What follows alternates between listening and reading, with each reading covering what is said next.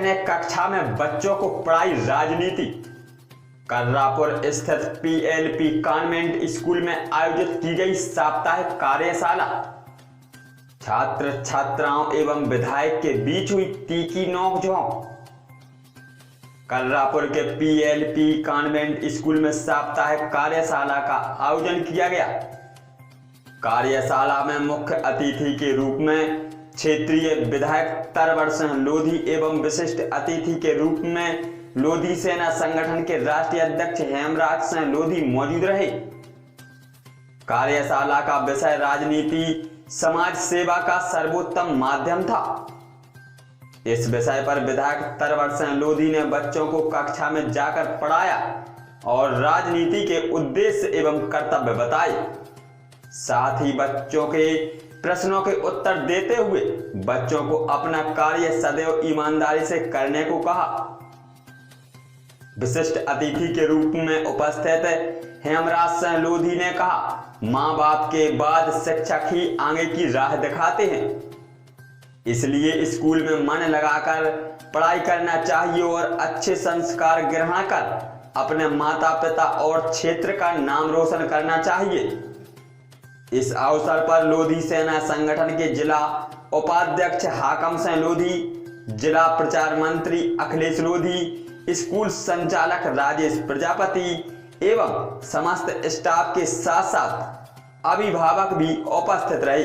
राष्ट्रीय समाचार न्यूज के लिए ब्यूरो रिपोर्ट। उन्होंने इस स्कूल का शुभारंभ किया है और वो हमेशा इस स्कूल को अच्छे संस्था के रूप में चला सके, इसके लिए जो भी सहयोग होगा सहयोग के लिए तैयार है। मैं कहना चाहता हूं कि जो संस्कार उन्होंने मुझे दिए थे, मैं उन्हीं संस्कारों के चलते आज इस मुकाम पर पहुंचा हूं। आप लोग अभी छोटे हैं और वो इस स्कूल के माध्यम से जो आपको बता रहे हैं उस पर आपको अमल करना होगा, क्योंकि शिक्षक माता पिता के बाद शिक्षक ही वो शिक्षकों को ये माँ बाप अपना समझ सकते हैं, क्योंकि आगे की रास्ता हमें शिक्षक के माध्यम से ही मिलती है। माँ बाप हमें घर पर ही शिक्षा दे सकते हैं, आगे की शिक्षा का काम हमारे शिक्षक और शिक्षक के रूप में माता पिता ही कार्य करते हैं।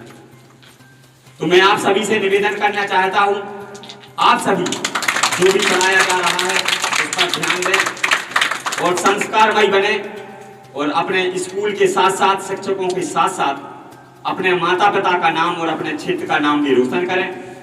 इसी तरह हमारी मंच पर विराजमान बंडा क्षेत्र के लाडले विधायक जी हैं, जिनको मैं बहुत पहले से जानता हूं और एक छोटे से गांव में निवास करते हैं, लेकिन उनकी सज्जनता, उनकी व्यवहारिकता, उनके व्यवहारिक तालमेल की वजह से ही आज वो इस मुकाम तक पहुंचे हैं और क्षेत्र की जनता ने उन्हें आशीर्वाद दिया और आज विधायक के रूप में आप सभी के बीच मौजूद हैं।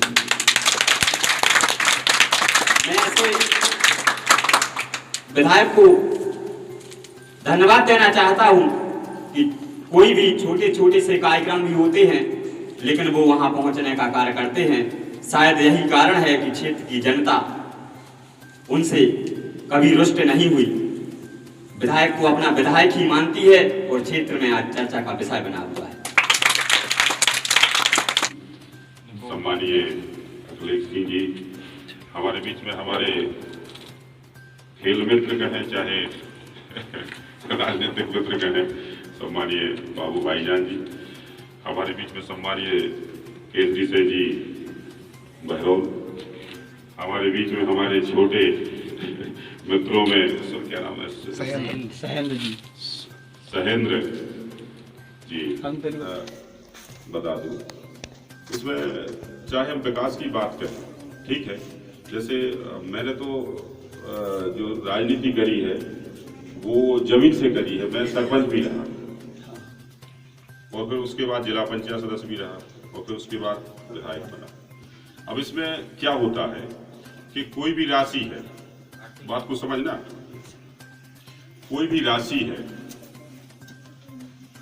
जैसे किसी विकास के कार्य को लेके एक उदाहरण के तौर पर 100 रुपए की राशि तय करी गई, ठीक है तो भाई सुनिए इस बात को ध्यान से। हाँ। 100 रुपए की राशि मध्य प्रदेश गवर्नमेंट ने तय करी, इस काम में आपको 100 रुपए लगा के ये काम करना है। लेकिन क्या होता है कि आज जो हमारे जो देश में प्रदेश में जो एक कार्य कराने की जो नीति जो बनाई गई, जैसे किसी भी व्यक्ति को अपन ने जैसे टेंडर वगैरह लगाए जाते हैं, ये ठेकेदारी पर ये काम दिए जाते हैं, ठीक है। तो उसमें क्या होता है कि जो ठेकेदार है वो जैसे 100 रुपए का काम लेगा, ठीक है, वो 100 रुपए का काम लेगा तो वो उस काम को 100 रुपए में नहीं कराएगा। अगर वो काम करा रहा है तो वो कुछ अपने लिए भी उसमें से बचाने का काम करेगा, ठीक है। और एक चीज और है, कोई भी विकास के कार्य को लेके कोई भी अगर एस्टीमेट बनाया जाता है, जैसे आज ये टेबल है, ये शायद 1500 कितने की 2000 की होगी, ठीक है। लेकिन जो प्रशासनिक तौर पर जो एस्टीमेट इसका बनाया जाएगा तो ये 2500 रुपए का बनाया जाएगा।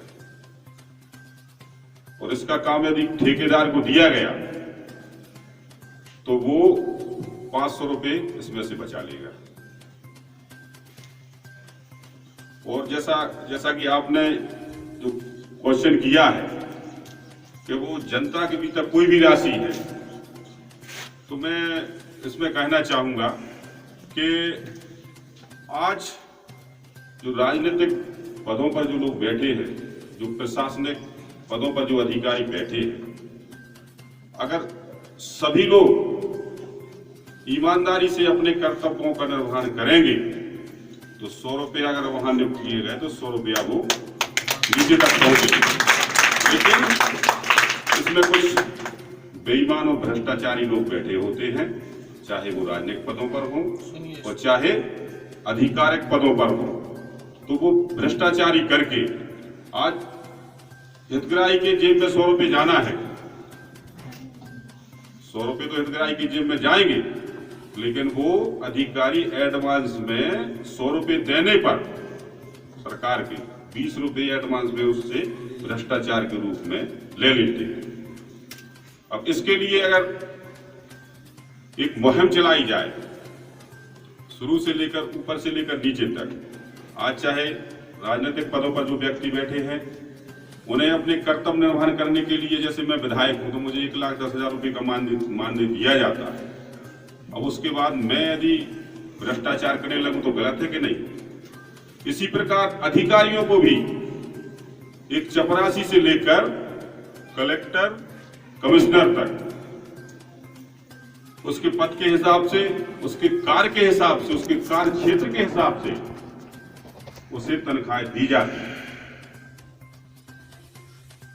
लेकिन उसके बाद भी वो अपने पद का दुरुपयोग करके भ्रष्टाचार को बढ़ावा देते हैं। इसी कारण से जैसे आज मुझे जो कर्तव्य दिया गया है, तो बंडा विधानसभा क्षेत्र के विधायक पद पर होकर और बंडा विधानसभा क्षेत्र की जनता की सेवा के लिए तत्पर रहूंगा, ठीक है।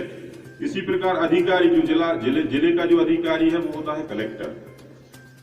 अब कलेक्टर यदि अपने कर्तव्यों का, अपने दायित्वों का सही निर्वहन ना करे, उसके नीचे बैठे अधिकारी भ्रष्टाचार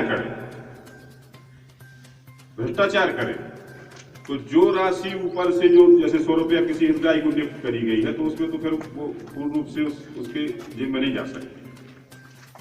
तो इसके लिए यदि सभी लोग ईमानदार हो जाएं तो वो राशि सीधी हितग्राही के खाते में पूरी जाएगी। मकान, जमीन, प्लाट उचित रेट पर उपलब्ध। खरीदने एवं बेचने के लिए आज ही हमसे संपर्क करें।